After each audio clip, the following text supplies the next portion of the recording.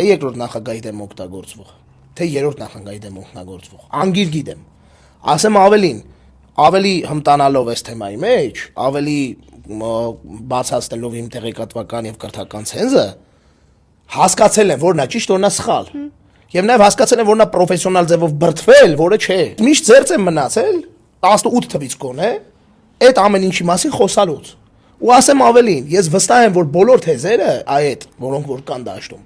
ունեն իրանց սպառողները։ Հասկանում եք, այսինքն նես չի էլի, որ այդ թեզ կա, որին ոչ մեկ չի հավատա, չի ամենաապուշ թեզին հավատում են մարդիկ։ Իմ ասածը որն է, այդ բոլոր թեզերը ես անկեղծ եմ ասում, հիմա ամենաաբիդին այդ ախպեր, ես մի հաղորդման սկզբում ասեցի, ինձ արգելվել է, հələ մի քանի անգամ, շատ ժոստկի արգելվել է, ընդհանրապես որևէ ձևով անդրադառնալ, պատասխանել։ Ու երբ որ դա արվում է մի կողմից, իսկ մյուս կողմից դա դիտվում է որպես նորմալություն, այդտեղ արդեն փոխվում է քաղաքական game changer է դա, բրատ։ Ես դրանից էի վախում ու իմ առաջի ասած բանն էդ էր, որ էսի է խնդրեմը։